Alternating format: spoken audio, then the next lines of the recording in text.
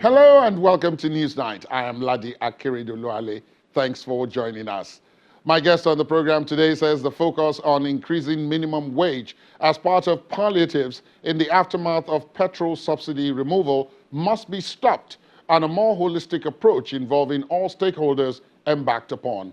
My guest also thinks that some of the enunciated economic objectives of the President Tinubu administration would appear to be somewhat contradictory. Newsnight talks to the Director General of the Nigeria Employers Consultative Association, NECA, Mr. Adewale Oyerinde.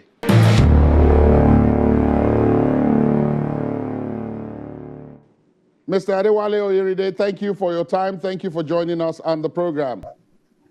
Thank you for having us. You are, as at the time of this interview, at the ILO conference in Geneva, Switzerland. So I guess it's a fitting venue to discuss some of the issues that we have on the ground. Perhaps I could begin by saying that the new administration in Nigeria has been on the seat for just a couple of days as at the time of this interview, but already quite a number of economic pronouncements that have profound impact on the economy have already been made, some in terms of policy announcements, some already being implemented. What do you make of what has happened thus far? I think for us, the certain steps that have been taken by the president or by the administration, they are welcome steps. He made a policy statement to give a framework of the entire policy direction that he intends to drive the nation, which is also welcome to us. Removal of the Forex subsidy. We never had someone that we mustered the political will to do that, and we did that and did it quickly. He mentioned the engagement with the organized private sector, mentioned the multiplicity of taxes, security, and so many other policies that we feel we all know the issues basically. An average Nigerian understands the challenges that we face. But the critical issue that is happening to us and it's important to organize businesses is the framework for achieving each and every of those laudable policies. Someone said you campaign in poetry and then you govern in prose. Now the challenge for the government will be to ensure that the citizens, the expectations that have been built in the context of the campaign period is not that. So while the citizens, or while we all swallow the bitter pill, they must make sure that the pill is not too bitter in such a way that it shocks an average Nigerian into food. There's going to be challenges, absolutely, but they must create an environment and definitively create a path towards resolving those issues. Those are the critical issues for us. Less of those policy statements. Now, you as the representative of employers in this matter would probably be quite concerned. One of those bitter pills, as you pointed out, is the removal of the subsidy on fuel. There have been arguments over the method that was used to do it, and that perhaps it could have been better organized, particularly given the little confusion that followed it, the announcement that is. But in terms of its impact on the industry, we all know that most employers these days use petrol for cars, but more importantly, they use petrol in large quantities as well, particularly the small and medium ones, to power energy sources. So how much of an impact do you think this announcement and this policy of removal would have on those energy sources and the ability to be able to afford the continuation of the use of those energy sources in the absence of more stable power supply? That is obviously there's going to be issues. There's going to be, and it's not a factor of the challenges that we will have. It's the challenges that we are having now, and the removal has, to some extent, compounded those challenges. And for every problem, there's always a solution. And one of the solutions, one of the mitigating options that will inform government, will share with government, is that look, we canvassed for removal of subsidy. We also canvassed for the rehabilitation, quick rehabilitation, and transparent privatization of those refineries. Now, within the context of the challenges currently, we've asked government. Now, the cost of input definitely will increase. There will be a spike in inflation. But to help organize business, we currently pay over 60 different taxes, levies, and fees across the three strata of government. Recently, just 2 months ago, there is an increase in excise duty and the introduction of new taxes. There is about 21, 22 bills lying at the National Assembly, which also seeks to compel employers to pay 0.5%, 1% of their profit after tax. This is our position. You need to create a platform, an environment that will enable the organized businesses to be sustainable. If you remove fuel subsidy in the immediate, then let's look for palliatives, taxes that we can remove. How do we make business environment more conducive so that businesses can continue to thrive? If we don't do that, we run the risk of continuous inflation. The prices of products and services of organized businesses will continue to spike because of the cost of input. So even if you deal with the demand side, you increase salaries, you increase wages, those wages will still meet increased cost of goods and services, which will negate or neutralize whatever increase in wage that you give. So businesses are currently challenged. We have asked government to create immediate palliative relief for businesses so that they can continue to remain sustainable. Now, what you've raised are two sides of what some would say are essentially the same thing. And we have not been able to get the balance right in the past when we have been faced with situations like this. First of all, labor, as in organized labor, when we are faced with situations like this, apart from some of the other things they talk about, immediately they go to the issue of wages. So they talk about increase in wages. On the other side are the things that you mentioned. Even if wages increase, that someone I was talking to said, even if wages increase, what we have noticed in the past is that immediately wages go up, every other thing that you want to buy with those wages will also go up to meet up and in sometimes exceed the wage increase. So you find that you are running twice as hard to remain on the same spot. Sometimes you are running thrice as hard to remain on the same spot. So in this particular instance, already, Labour has put on the table a 200,000 naira minimum wage, coming from 30,000, which not everybody was paying as at the time this new administration took office. Now, in terms of how that will impact employers and the economy, some would say it's obvious. There will be massive layoffs. I mean, if this were to become law, even though Labour is now clarifying that the new minimum wage discussion is to take place in the last quarter of this year because the new minimum wage is not due until next year.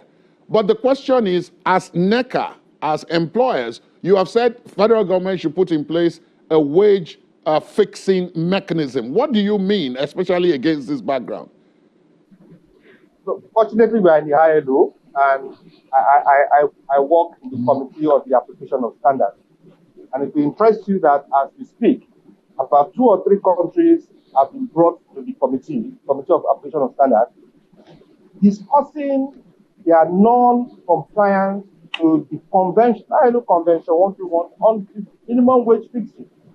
We don't fix minimum wage from the top down, it's from the down up. It's tripartite, employers represented by NECA, the union, and government, forming a national minimum wage committee.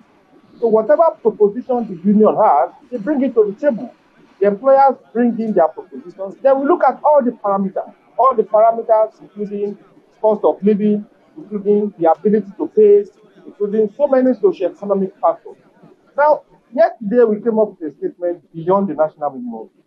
While we support absolutely the need for us to reconvene that national minimum wage committee to start negotiation of the national minimum wage. Because the last one was in 2019. So 2024, we should have another minimum wage. But beyond the national minimum wage, all those issues beyond the minimum wage, we must discuss it. We must focus more concurrently on the issues of how do we reduce the cost of living. Because if the cost of living continues to go up, pay workers 1 million naira, it will be neutralized by the increased cost of living. So we must focus on the minimum wage and concurrently focus on how do we reduce the cost of living and raise the standard of living of average Nigerians, not only the workers, but the whole household. If we don't do that, we will have set a scheme that will negate itself or that will contradict itself at the beginning. So for 200,000 that our comrade friend mentioned, it's part of the proposal.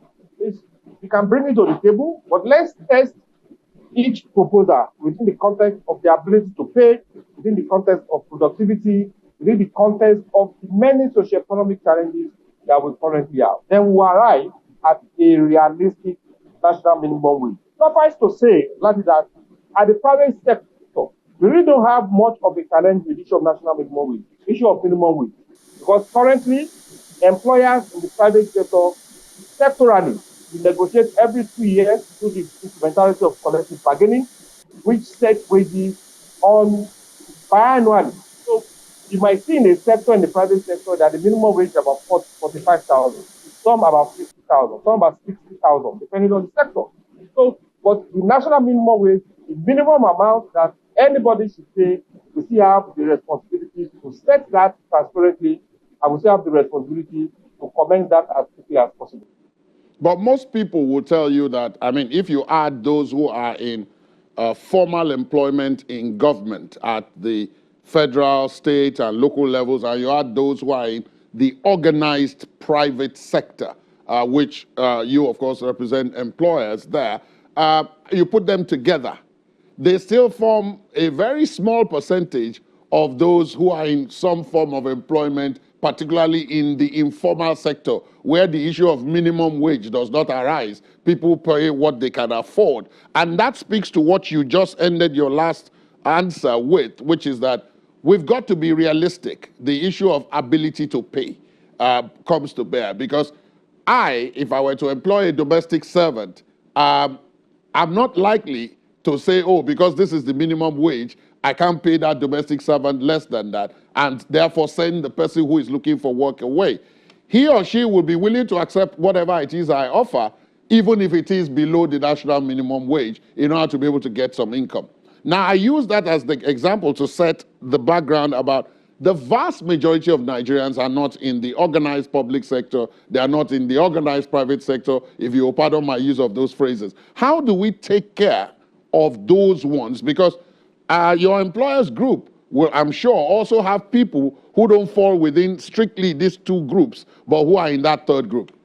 Now, beautiful question you just had. And, while we were having our brainstorming session, some issues came up. And government needs to be very innovative. Now, for those outside the organized, as we call them, you cannot leave them behind in the context of all this conversation. And that's why we said, beyond the national minimum wage, focus on how do we reduce the cost of living of an average Nigerian. How do we put more money in the hands of average Nigerians? And two ways that government can address that. And part of the conversation that we have also raised at the ILO in the context of the employers.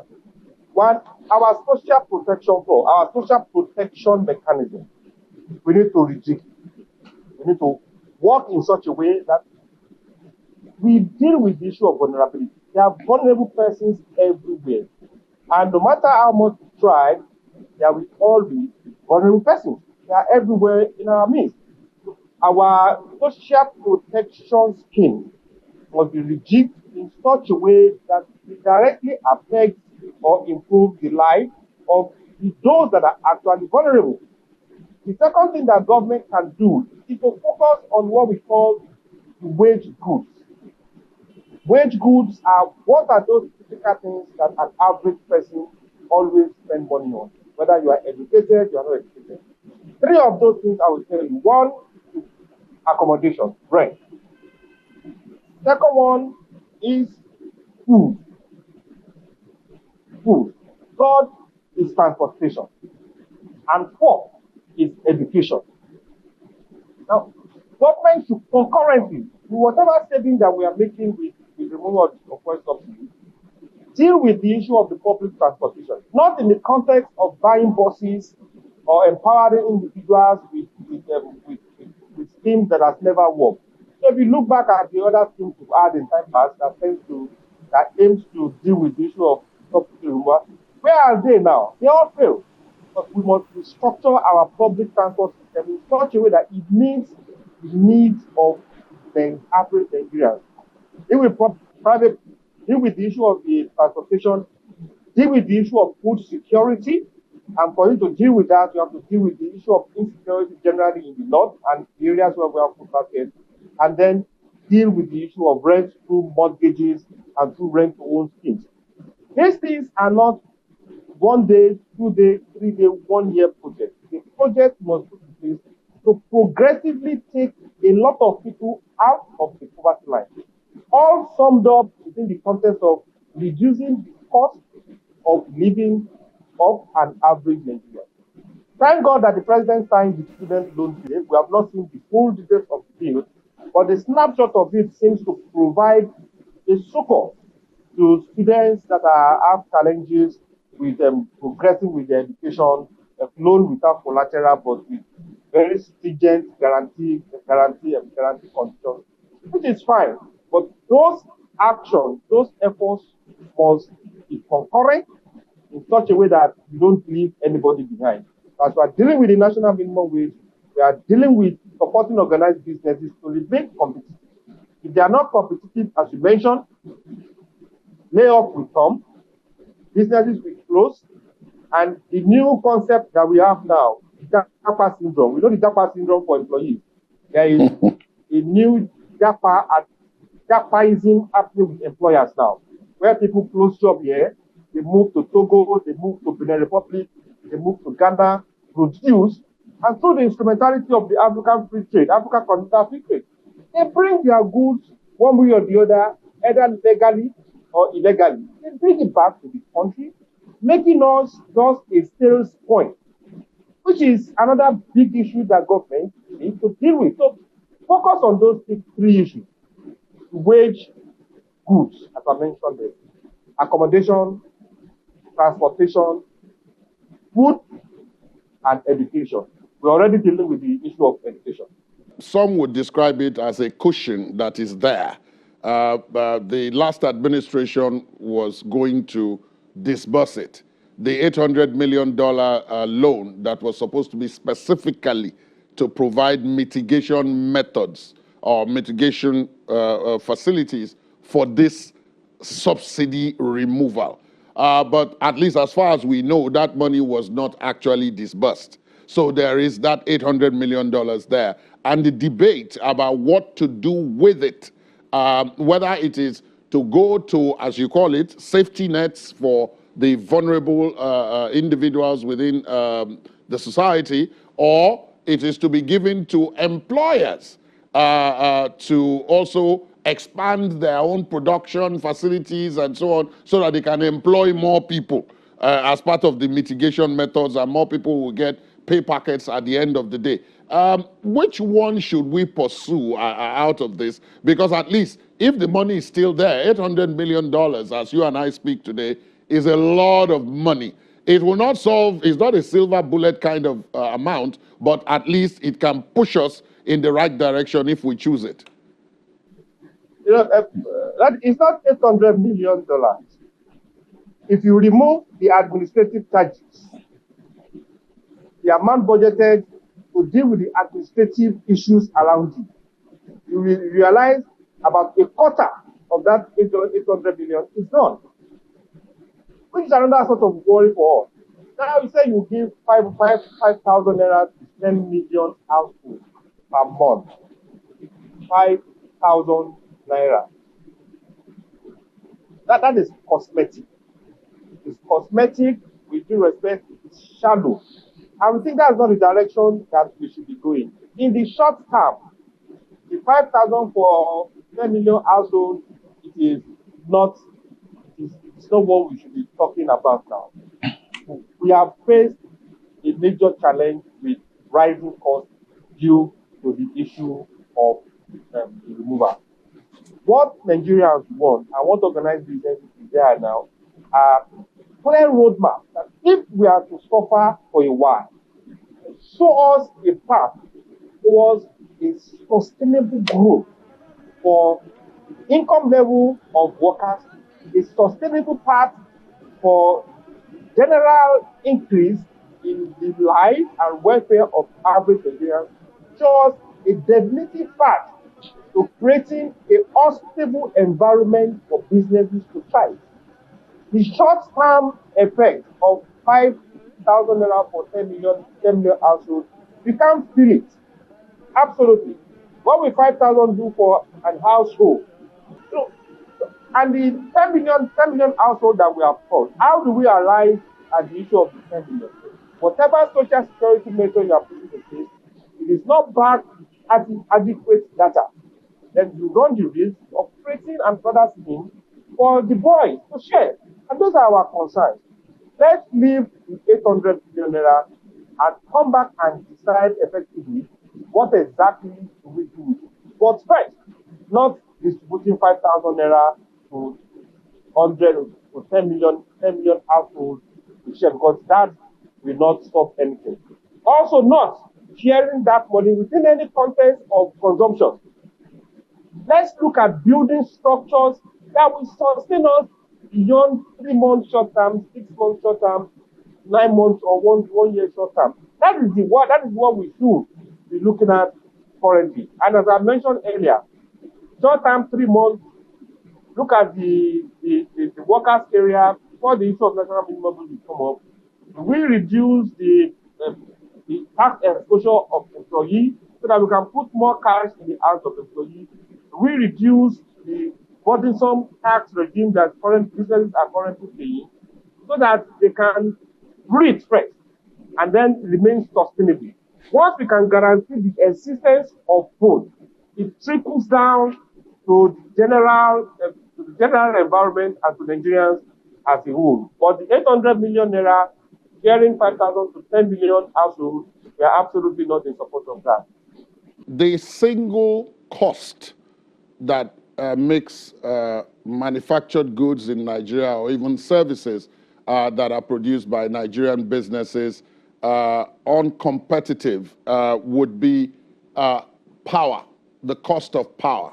Now, along with all the other things that we have discussed so far, President Bola Tinubu has signed the new Electricity Law 2023. I haven't seen the details of it, but from what we have been told, one of the key things is that it now enables, it's been removed from the exclusive list, which means that it's not longer a federal government only enterprise. That means that other people can now get involved in electricity supply or provision. Is this a positive development, do you think? And if so, in terms of implementation, which is where we always fall, how do we go about this? Because it's not as if other people have not tried this before in the history of the country. Several people reminded me that the Lagos state government attempted to do this under now President Bola Tinubu when he was governor in Lagos, when you had the Enron saga in 2003 and 2004, if my memory serves me right. So what do you make of this?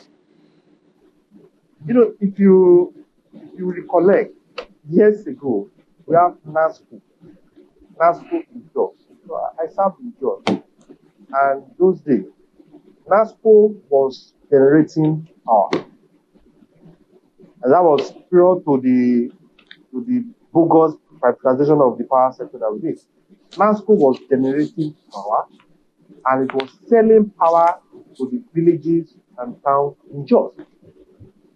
So if a private organization can do it then and did it successfully, the question you probably ask next is, but the DISCOs and GENCOs, they are private organizations. Now, the answer will be how transparent, how much of due diligence was done in the unbundling of NECA before selling to those private entities. So the new bill by the president is a welcome development. If you take away the issue of power, you have solved almost half of the problem of organized business, apart from the issue of Forex. Forex comes next, and the regulatory issues that we currently face comes third. To take away the issue of power, then you have put Nigeria back on the path of rapid industrialization. So we welcome that.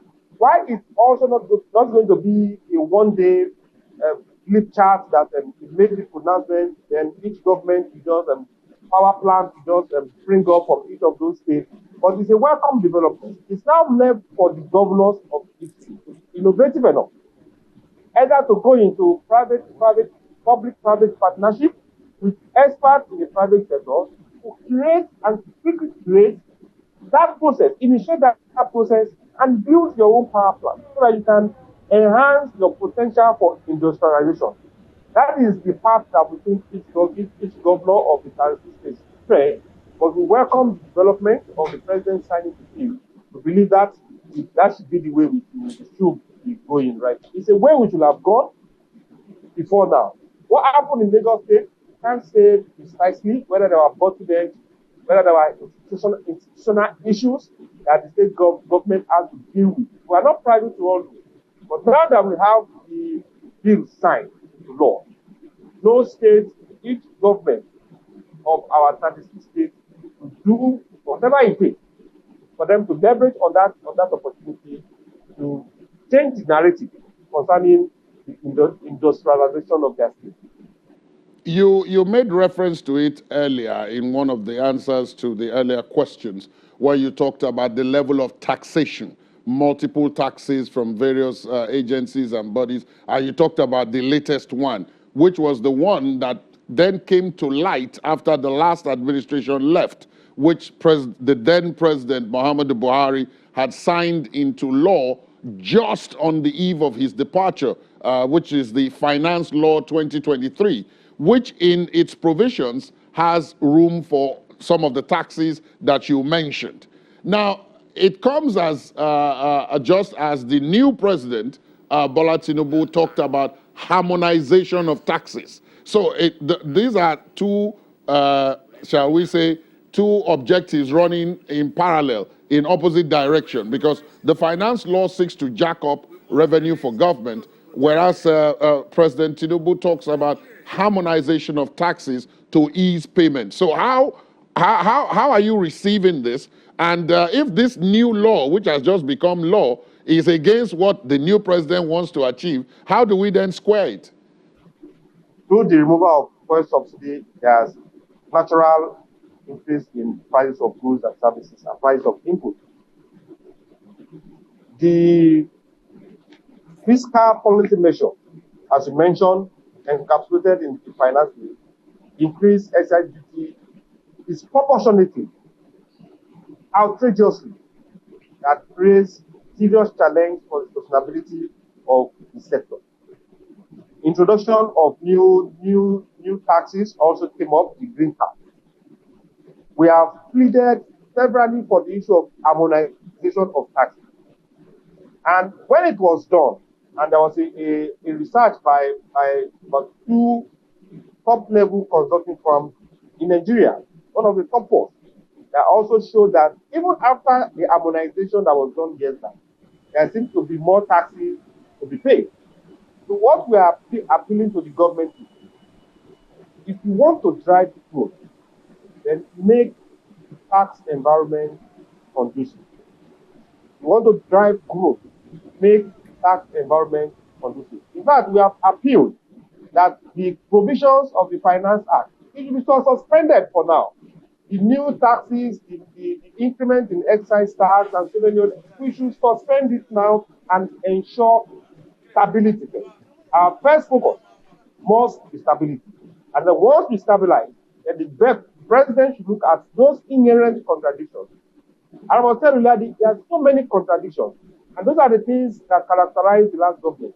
We come up with the policy A to drive employment generation, and within the same system, other agencies of government are implementing policies that are stifling the ability of businesses to generate employment. So concurrently, in the same system, you have serious contradictions, one pro and the other one negating those pro effects. And we feel the government should take a critical look at this. First, the finance bill, they should constitute a committee to look at it first. Suspend the implementation and let us do a thorough review of taxes that we pay, when we pay, and what exactly are we paying the tax for. So we align with that constitution of harmonizing, transparently harmonizing the taxes to be pro-growth. If you do anything that is contrary, that is not driving you towards growth, we are just compounding our problem. So let them suspend the new tax system and let us deal with these many issues of harmonization for us to know exactly what we have to pay for, how we have to pay it, and then when we have to pay it. You did mention earlier that there were two existential threats to the success of businesses and the private sector in particular. One, of course, is power. The second, which you referenced, was the issue of Forex. And that is what I am now coming to, because one of the things President Tinubu says he wants to address is the multiplicity of exchange rates and the leverage that this gives insiders for rent seeking. And arbitrage in transactions, whereas those who actually need Forex in manufacturing and so on, and even airlines, tickets, repatriation of fees and all of that, are not able to access the Forex. But how realistic is this? How realistic is it for him to harmonize, to be able to harmonize the interest rates without inherently devaluing the currency to the point where we also have an inflationary problem? You know, as I this afternoon, I saw from Geneva, I saw a news item that the CBN has informed banks to remove the cap on rate. So invariably, the market forces will determine the rate of the naira. So while it is desirable for us to have one forex exchange rate, why it's desirable for us to have just one single exchange rate. It is also important for us to drive up our capacity and ability to attract foreign. Because if you leave the market forces to determine it fully, then you probably create other problems. As it is currently, oil, petroleum, crude oil seems to be the largest sources of our foreign exchange. And government assets, government income, government revenue by way of forex has also been compromised by the many challenges of oil theft that we face that is ongoing, by the many challenges that we also face at borders. So we expect government to concurrently also wrap up production of its allocation of crude oil by today. Because if you don't have enough forex, if we have so much naira, a lot of naira pursuing the little forex that is available, which continue to drive up the exchange rate. So while that is desirable, let's make it one forex exchange, because the previous thing doesn't encourage productive activity, doesn't encourage manufacturing. Why would I go into manufacturing when I can get dollars at 450 naira from the banks or from the CBN and go across the street and sell it for 700 naira? Why would I go through the stress of manufacturing? So the private sector supports crashing of exchange rate to one single window. But government must not throw up its hands and say market forces is just determining why we have not dealt with the issue of the supply of forex. The private sector will not deal with it, but government must provide a platform, enabling environment that forex will be available, and those that generate forex will also be able to repatriate their forex out of the country. As you mentioned, airlines at a point they have over $700 billion that is trapped in Nigeria that they can't repatriate. And if I'm an investor, and have $1 billion to bring to Nigeria, I probably will not go to the Federal Ministry of Finance or Trade and Investment to ask them, can I come and invest in Nigeria? I will look for businesses of my friends that are already operating in Nigeria. I will look for friends that have investment, and I ask them, is the Nigerian environment conducive for me to bring my $1 billion to Nigeria? If they say yes, then I'll bring in the $1 billion, which adds to the pool of Forex that we have. If they say no, then I take my $1 billion and go somewhere else, which also creates further problems for the country. So we support the single window Forex, but government should not throw its hands up and say, let the market forces determine the rate. As of today, I heard that the rate of the naira is almost 700 something naira to $1 because of the removal of the cap. That is, I can't confirm that yet. I heard that while in the meeting in Geneva here. But those are the issues that we'll continue to have until they stabilize the system as we currently have it. There are many things that are fluid currently about the system, and one can expect that when we are having transitions from one administration to the other. Many people have said this government has hit the ground running, particularly when it comes to economic matters. There's so much going on all at the same time. Now, one of the things that is going on, of course, is that the government has embarked on what it described as a reform of the Central Bank of Nigeria. The current governor has been suspended, an acting governor has been appointed. And one of the things that many people criticized the central bank for over the years has been the issue of interest rates. That interest rates have been such that, contrary to what is happening in other economies that are even more productive than Nigeria's, that are bigger than Nigeria's, that interest rates are so high in Nigeria that the only people who can take loans for any particular venture in Nigeria are traders, and more specifically 90-day traders who just go import things, sell, and then return the money. That for a manufacturer, except what you are manufacturing is either contraband or illegal, the rate of interest in Nigeria is not sustainable. So in terms of interest rate stability, what is to be done now as part of the reforms of the CBN, which this government says it is embarking upon, that would benefit the manufacturing, the industrial, and the service sectors, which of course also employ a whole lot of people? You know, you mentioned the issue of the 90 days trader, and those activities, they hit directly at the heart of manufacturing. Once you make the interest rate even above a single digit, what you have canvassed for is a single digit interest rate, in such a way that productive and real sector can actually borrow for productive activities. The moment it gets to the current rate, which makes borrowing even unattractive, then we create a system where we turn the country to basically an import-driven country.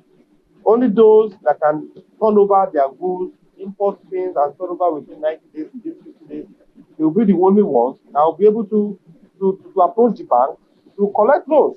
So what we have requested for, and one of the key things that the organized private sector have reformed the government, make the interest rate single digit. Whatever it will cost, whatever reform that the government can come up with, but there should be a refocus, a deliberate refocus on ramping up our productive capacity in such a way that it is convenient for the real sector to borrow for real activities that will impact the heart of the Nigerian state. But it's when they produce that we can generate employment. It's when they produce and we generate employment that government can even make revenue that is in shortfall for now. So a deliberate attempt should be made by government through its fiscal and monetary policy to make sure that the interest rate is not above the single digit rate. It is possible. In many countries that we have researched, these are being done because of the focused and deliberate attempt. So I will emphasize the word deliberate attempt to prop up their productive capacity and make their country a truly productive country. If we don't do that, we create double-edged problem for ourselves. People will either borrow and you have increase in default rate of your loans. People will either borrow and borrow in such a way that they produce and the cost of goods and services continue to increase. So it takes a deliberate attempt, a focused attempt to pick your priority. So many priorities. Education is a priority. Power is a priority. Security is a priority. But you must pick your priority or identify your priority in such a way that if I address A, does A have the potential to affect B, C, D? Or does A have the potential to drag along in its trajectory of growth sector A, B, C, D, E? If it has that potential, then it becomes a priority for me. Because as I'm spending money on A, it's naturally dragging along other sectors in its trajectory of growth. So if manufacturing becomes a focus for government, it won't cost much within the context of its reforms to bring down the interest rate to that level, single digit, then manufacturing can take it. And the myriad of social issues that we have, social issues that are effects of unemployment, that are effects of business closures, you will have solved many of those problems and you have solved them deliberately. But it takes a deliberate attempt and it takes the reassessment of your priorities. If manufacturing is not the priority of government, then we'll continue to create reasons or come up with excuses why interest rates will continue to go high. It does appear as if there is a certain paradox that has since emerged. And I want to know whether you agree with that, because on one hand, the removal of fuel subsidy, of the subsidy on petrol, and then what you described earlier as the instruction to the banks, removing the cap on the rate of exchange at that level as well, would appear to be free market enterprise policies. But on the other hand, the president has also talked about the reintroduction of commodity boards. Now, many of those who can remember when we had commodity boards will tell you that commodity boards are not a free enterprise mechanism. They were to encourage, as you just said, massive production of particular things for which government then guaranteed a minimum price at which it would mop up everything that was produced from those who are doing the production.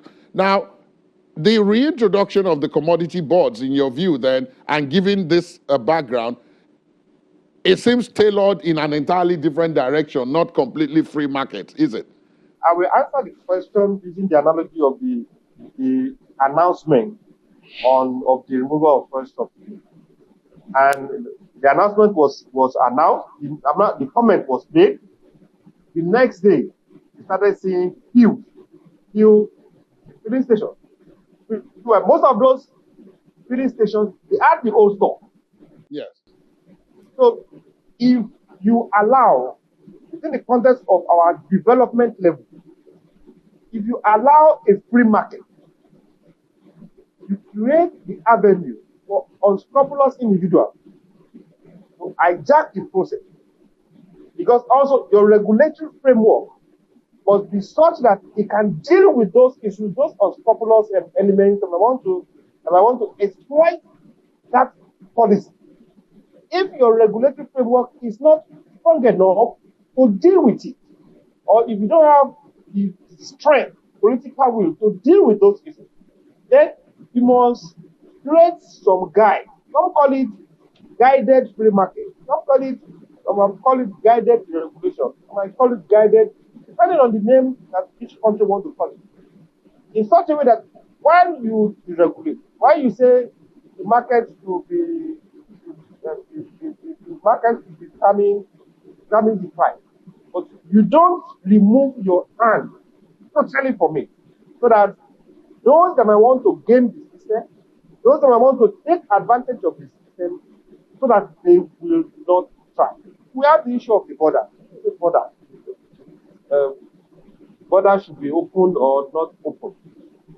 While it is desirable that customs do their work, but you still have some elements that will still find a way to import goods through many products. So for us, pick your ad. Now the fasting is hard. Eating food is also hard. So you pick your ad.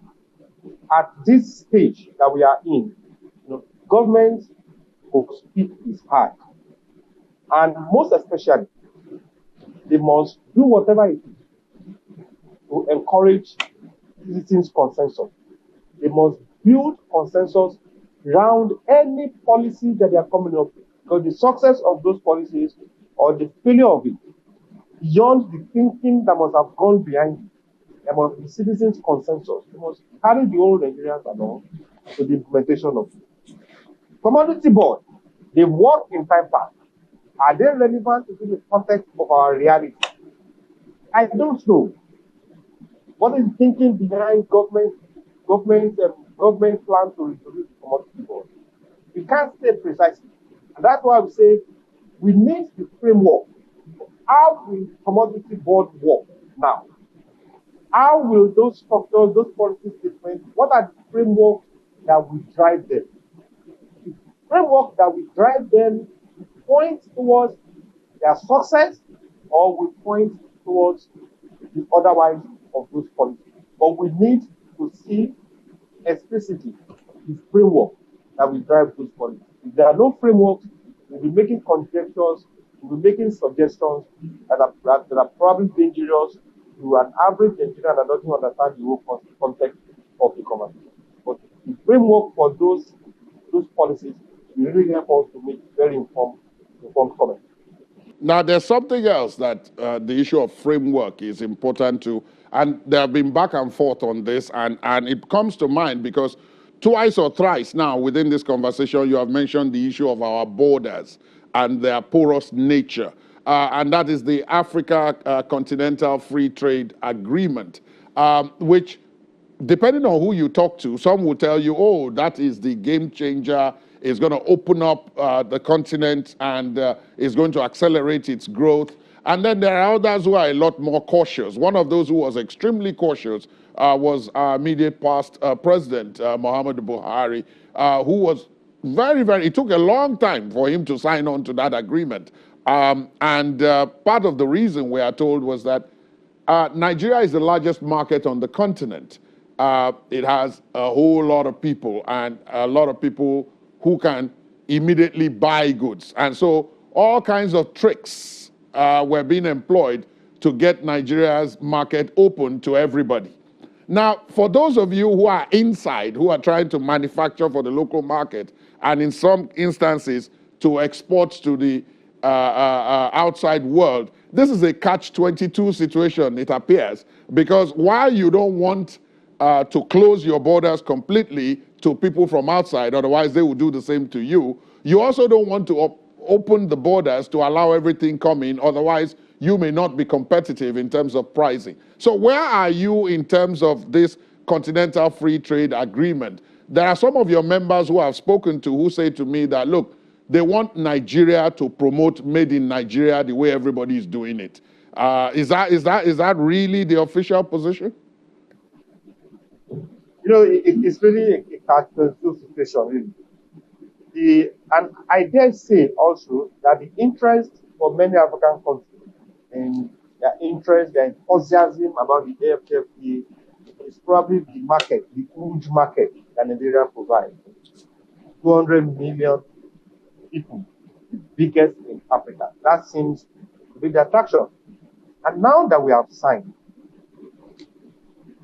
it is the fear for organized business.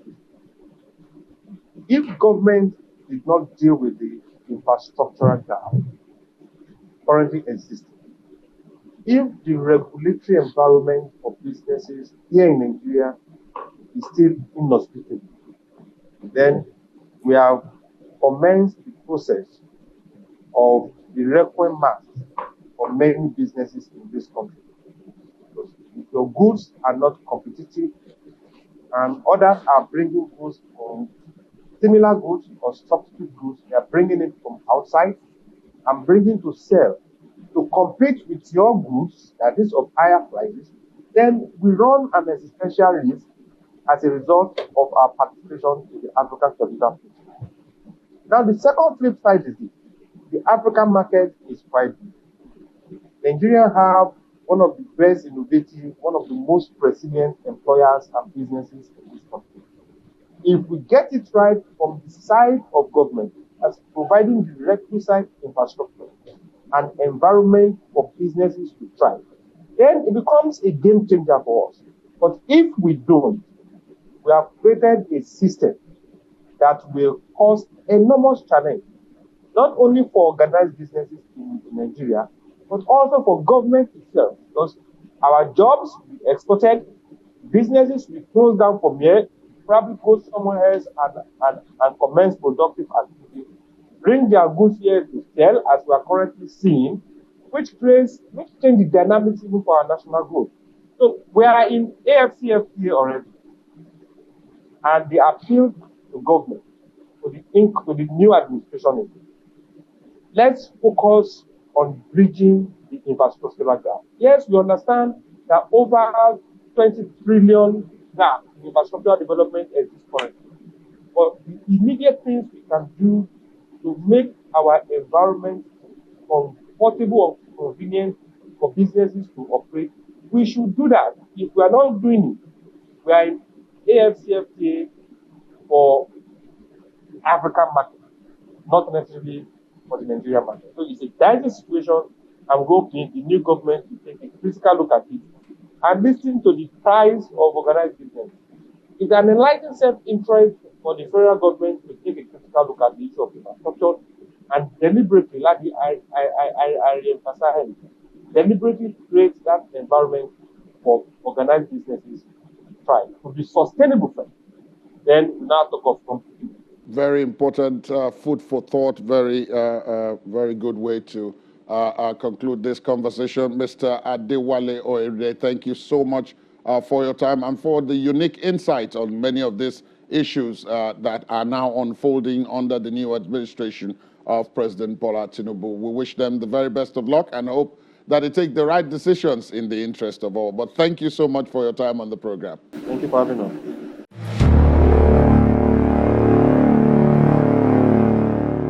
That's our program today. We would, of course, like to hear from you on the conversation. Our various social media handles are right there on your screen. You can also listen to this and previous episodes of the program via our podcast and watch as well on our YouTube pages. Please visit our website, channelstv.com/podcast to get started. I'm Ladi Akiriduluale. Goodbye.